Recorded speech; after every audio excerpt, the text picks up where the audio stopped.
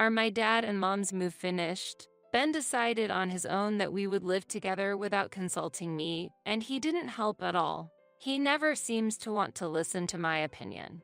He proceeds with things based on his own ideas and acts on his own. Even now, he only asked about the situation over the phone, but I don't even know where he is. I had been disappointed in Ben before, but it was thanks to that person that I finally made up my mind. Yes, it's all finished. I just moved into a high-rise condo myself. What? While hearing his surprised voice, I laughed with my son, Aaron, who was next to me. He had left everything up to me, so he hadn't noticed anything. What do you mean with a high-rise condo? A high-rise condo means just that. A high-rise condo. With that, I ended the call. The next day, Ben contacted me. Apparently, he had ended a trip with his beloved parents in the middle to come and see our house. There's nothing here. Where is the luggage? Where could it be? What do you mean, where could it be? For details, please ask that person directly. After saying that, I heard a voice of anger from the other end of the phone. I, Cindy, am a 57-year-old housewife. When I was younger, I worked in sales, where I was a top performer and secured many contracts, so I was relied upon in my department. However, I quit because Ben, who was once my boss and trainer, asked me to. After many talks and discussions we had together, Ben confessed as we were close in age, and after several years of dating, we got married. He asked me to quit my job and dedicate myself to the family, promising that he would never let me struggle, so I resigned upon marrying despite having many regrets. After that, at the age of 33, I gave birth to our son, Aaron, and it felt like I was leading a happy family life. Ben doted on Aaron very much, sometimes to the point of spoiling him, which often exasperated me. On the other hand, I didn't have a good relationship with my in-laws. Especially with my mother-in-law, Diane, with whom I often disagreed about how to raise Aaron, resulting in a strained relationship. It was around this time that Aaron went to university, became independent, and started living alone. Ben reluctantly agreed on the condition that he would visit regularly. After that, it was just the two of us. But Ben started diverting the money he used to spend on Aaron to his own parents. While there was nothing wrong with that, the continued purchase of luxury goods, trips, and gourmet food continued. Aaron didn't need them, so there was no problem. But my mother-in-law, who would take anything she could get, started to affect our finances. Ben, where is the $1,000 I left here? I used it because Mom said she needed a wallet. What are you talking about? I told you not to touch it because it's for the rent. Shut up. It's my money that I earned. What's wrong with spending it as I like? A mere housewife like you shouldn't complain to the head of the house. Whenever I say anything about money, Ben raises his voice in objection. Housewife, that's a term Ben often brings up during our arguments. You're the one who asked me to become a housewife. You being unemployed is a fact. If you can't earn, don't complain. If you hate me being unemployed, I'll go out and get a part-time job. Hey, don't joke around. If I allow my wife to work outside, I'll be seen as incompetent. There are still people with such views today. Ben, unnecessarily proud, wouldn't accept me working outside. When I started working secretly, he found out through his mother where I was working and came yelling at me. In such circumstances, I couldn't even take up a part-time job, so I had no choice but to start working from home. Initially, the income was modest, but it gradually increased, and I was able to manage by using the money for living expenses. Honestly, if the income continues to increase, I might consider divorcing Ben. One day, when I was working from home, the doorbell suddenly rang. I wasn't expecting any visitors, but thinking it might be a delivery, I opened the door to find my mother-in-law standing there. Hi, is something wrong? Nothing's wrong, you shut in. She yelled as barged into the house. Again, this word shut in filled me with disgust. When I was working, my mother-in-law had told me to quit and become a housewife. But once I actually retired upon marriage, she started blaming me like this. Ben is earning money, and that's how you can live. Yet, you dare to defy your husband. She would not listen to me at all and kept attacking me until she was satisfied. Just when I thought I couldn't concentrate on work because of this situation. Diane, how many times do I need to say it? Stop bothering Cindy, darling. Cindy, I'm sorry that Diane is bothering you again. My father-in-law, Henry, had come to take my mother-in-law home. He has always been rational, and ever since he retired, he has been gardening while also keeping my overly assertive mother-in-law in check. He had returned from gardening today and, noticing my mother-in-law was missing, came over worried. I had received his help many times. When will I see my grandchild? My mother-in-law once asked. If you keep pressuring Cindy like that, she'll feel even less like having children. He had defended me when I was struggling with fertility issues and alleviated the pressure from my mother-in-law. And after Aaron was born, when my mother-in-law tried to take him from me, this child is a precious heir. I will raise him. Please give Aaron back. Then saying enough, my father-in-law rescued Aaron from her hands. He also scrapped the cohabitation plan that had been proposed at the time when he saw that my mother-in-law might become too intrusive. Ben had sided with his mother and wanted to live together, but thanks to my father-in-law firmly saying, "You're the husband.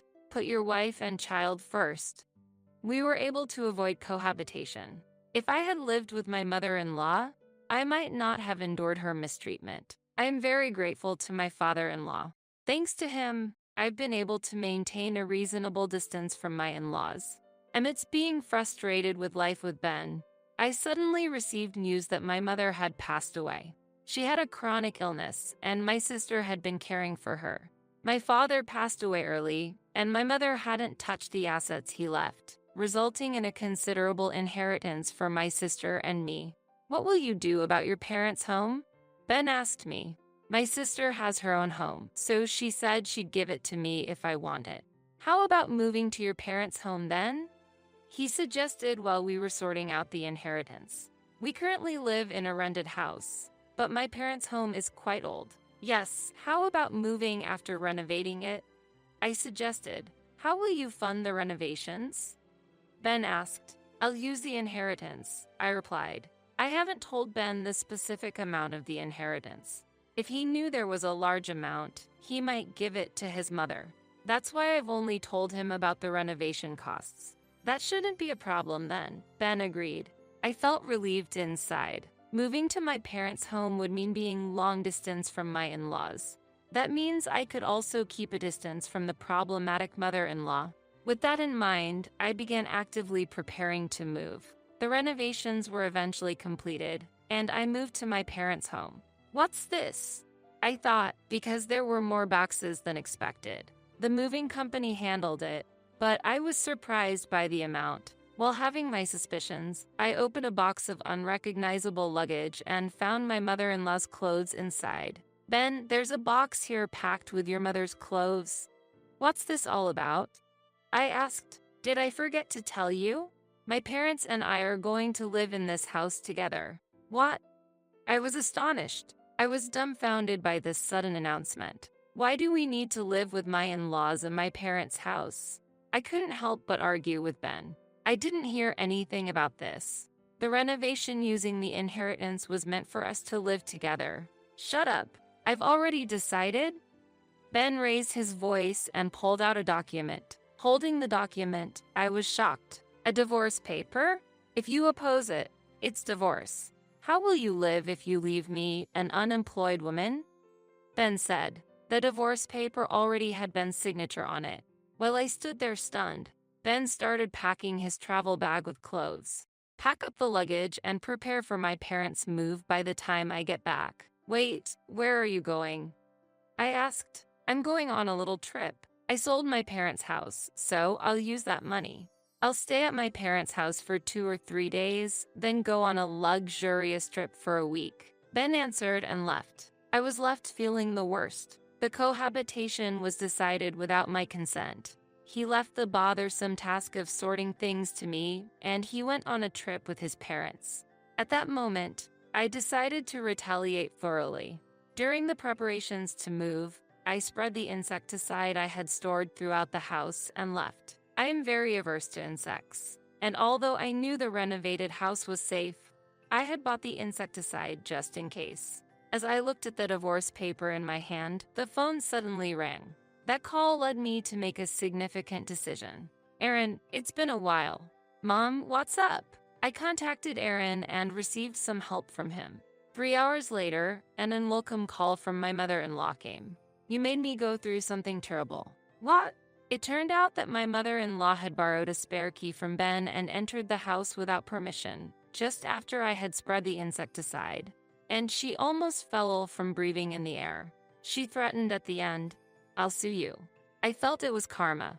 It's a far bigger issue to enter someone's house without permission, I retorted and hung up the phone. Since she's still lively enough to complain over the phone, she must be fine despite inhaling the insecticide. Thinking about cutting ties with such a family made me feel relieved. And a week later, when everything had settled, Ben, who hadn't contacted me at all, reached out. Are my dad and mom's move finished? Ben decided on his own that we would live together without consulting me, and he didn't help at all. He never seems to want to listen to my opinion.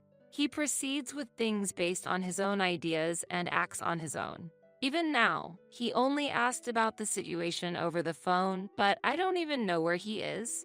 I had been disappointed in Ben before, but it was thanks to that person that I finally made up my mind. Yes, it's all finished. I just moved into a high-rise condo myself. War. While hearing his surprised voice, I laughed with my son, Aaron, who was next to me. He had left everything up to me, so he hadn't noticed anything. What do you mean with a high-rise condo?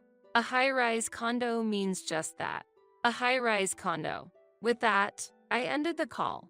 Finally, I was able to cut ties with Ben. My gratitude for the people who cooperated with Aaron was immeasurable. Thinking back, I headed to the sparkling new kitchen to prepare a special meal for Aaron. That day, when I told Aaron everything over the phone, he came to help right away. It's good you could come, but is work okay? No problem. I explained the situation, and they told me to go right away. Aaron works in real estate, and his company was started by a college senior. Since he had helped since his student days, it seems they understood immediately when he explained the situation. Mom, I need you to finish the contract today or tomorrow. I understand. So, I completed the necessary procedures, and I was able to move into the new high-rise condo. Today, as I was preparing for the celebration, Ben contacted me. Just imagining the reaction of my selfish husband and meddling mother-in-law when they visit the new home excites me. Hey, what's this? The next day, Ben contacted me. Apparently, he had ended a trip with his beloved parents in the middle to come and see our house. There's nothing here. Where is the luggage? Where could it be? What do you mean, where could it be? For details, please ask that person directly. After saying that, I could hear a voice of anger from the other end of the phone. Enough with the jokes. Ben let out a small scream. Hearing that voice and trying to suppress my laughter, Aaron appeared. Cindy, I'm sorry for the trouble my family has caused. Soon after, I heard my father-in-law's voice from the other end of the phone. They seemed to be on speaker, and I could faintly hear Ben and my mother-in-law's voices as well. It's okay. You supported me. What's that? Explain. I sent your luggage to another location. The day Ben left the house, it was my father-in-law who contacted me. He first apologized for not being able to stop the unilateral actions of Ben and my mother-in-law. Then he said he would handle them and decided to send their luggage to the specified address. Thanks to the movers arranged by my father-in-law, the luggage transfer went smoothly. So, what will happen to this house? After explaining everything, I heard Ben's voice of confusion. I sold that house. What? You sold it? Why would you do something like that on your own? That house was inherited by me. My sister didn't want it, so she agreed it was okay to sell, and I decided to sell it. What's the problem? The house was well located and had been beautifully renovated, so it quickly found a buyer. In fact, Aaron Sr. liked it and immediately offered to buy it. As a result, the house was already owned by its new owner. Isn't that a bit too selfish? Ben, which mouth of yours can say such things? It was you who decided everything without listening to Cindy's opinion. Now I will show you where you two will live. Wait a moment. What do you mean by you two? I've had enough of Diane. Hopefully, this way you'll understand. In the calm yet stern voice of my father-in-law, I could sense my mother-in-law's surprise. She was probably under my father-in-law's sharp gaze. Dad and Grandma, you're underestimating Mom too much. At that moment, Aaron, standing next to me, said as calmly as my father-in-law, I've heard everything from Mom. Why should my mom, who renovated the house after receiving it from Grandma and Auntie, have to give it to you guys? Dad, you must know how Grandma has been treating Mom. Despite that, why would you consider living together? Aaron, that's no way to speak to your father. Father? Just giving orders and expecting obedience. Is that what a father does? You ignored Mom's opinions, and sometimes mine too, didn't you? Honestly, I don't want to be a father like you, and I don't want my loved ones to meet people like Grandma. The direct words from Aaron, whom they had doted on, left them speechless. After that, I could hear my father-in-law sighing on the other end of the phone. I'm truly sorry, Cindy, he said, and then he ended the call. Just before the call ended, I heard surprised voices from Ben and my mother-in-law. With that, my father-in-law will probably handle those two. By the way, this high-rise condo is really wonderful, isn't it?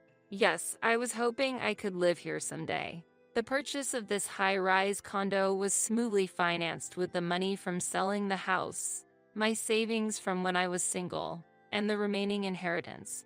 It looks like I will be able to live off the income from my work-at-home job. It seems like we'll have peaceful days ahead for a while. You know, I actually valued Mom over Dad because you taught me proper things, even though you were strict. According to Aaron, while Ben would buy him anything he wanted, he seldom provided strict guidance and rarely listened to him. Even when he talked about school, Ben would just say I see and not engage seriously, always suggesting, let's go shopping next holiday, only wanting to go where he wanted. More than Ben, it was important for me to listen carefully, sometimes scold him, and seriously consider his future. It's true that since Aaron got through his rebellious phase, he occasionally gave Ben cold looks. Also, I remember when Ben was criticizing me, Aaron would intervene as if to protect me, saying, that can wait. We have something important to discuss now. Children are more sensitive to their parents' actions than we might think. Every time Dad said something to you, Mom, he would insult you for being unemployed. So, I decided to send money to help you. Huh? I hadn't heard about that. I heard it from Grandpa. Apparently, all the money I sent ended up going to Grandma. My father-in-law had long suspected my mother-in-law's extravagant lifestyle. Indeed, Ben was sending her travel vouchers and gourmet food, but that wasn't all.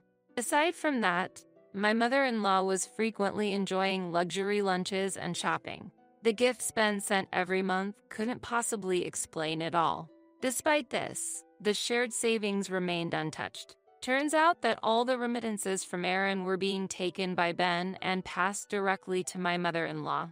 I can't believe it. Knowing that, I've decided I don't want anything more to do with Dad. Aaron's expression was stern, clearly indicating his resolve. He seemed to be at the peak of his anger. I no longer intend to support Dad, and Grandpa said he's going to divorce Grandma. That's right. As Aaron said, my father-in-law proceeded with the divorce from my mother-in-law afterward. My mother-in-law tried to cling to my father-in-law, but he was fed up with her and Ben's self-centered actions and coldly pushed them away. I'll split the assets, but don't expect any inheritance. My father-in-law stated decisively, deciding to spend all his available funds and move into a facility. Due to my mother-in-law's wastefulness, there wasn't much inheritance left in the first place. Afterward, my father-in-law moved into the facility, letting go of my mother-in-law and Ben. As I was finally enjoying some peaceful days, I got another call from Ben. Hey, it's me, Ben. I know. What do you want? It's really tough, really.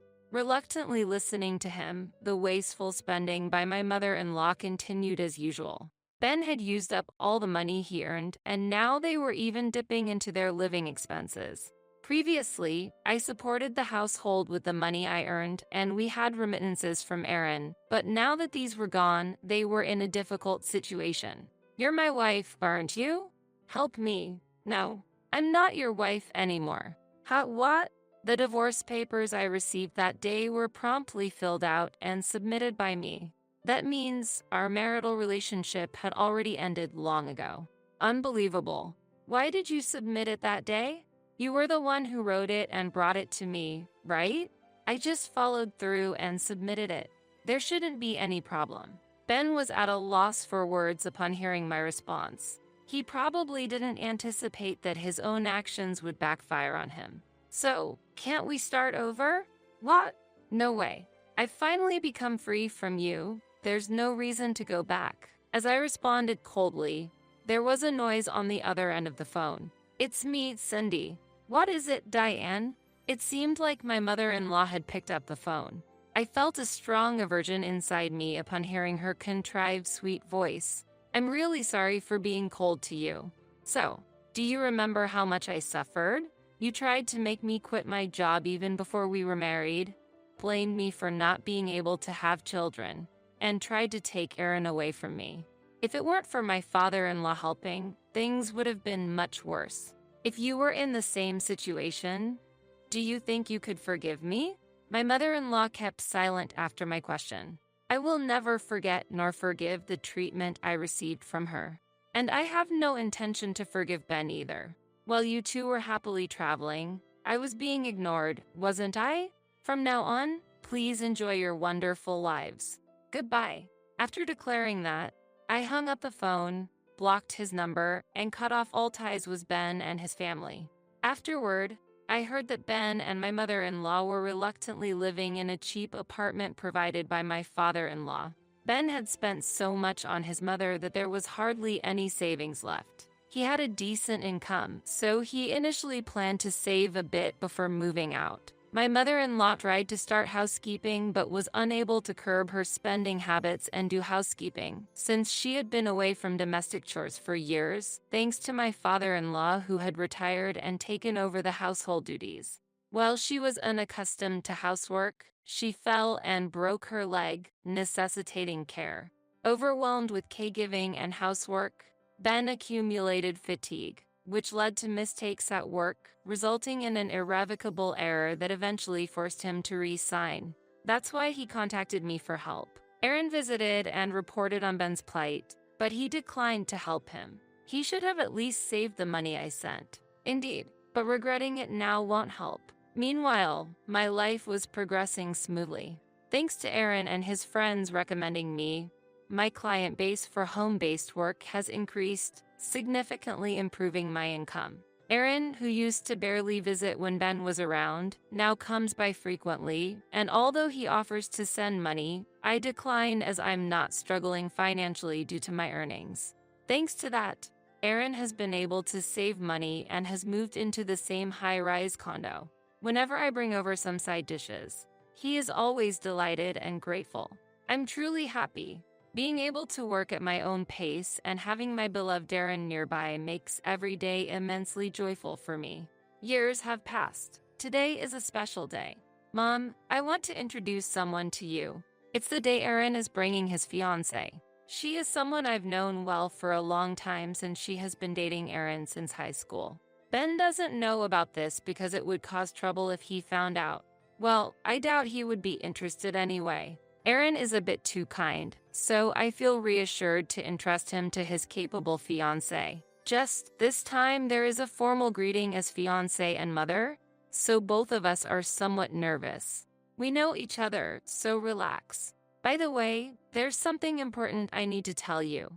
To my surprise, she was already pregnant with Aaron's child. That's what led to a prompt marriage. But seeing them so happy, I sent my heartfelt blessings. Determined not to become like my mother-in-law, I decided to support them while maintaining a healthy distance.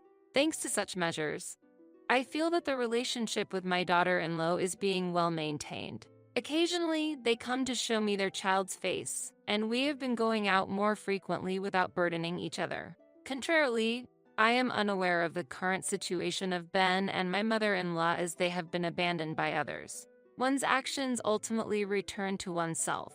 I must act carefully. With this awareness, I continue to work and handle household chores within my limits, enjoying a peaceful daily life.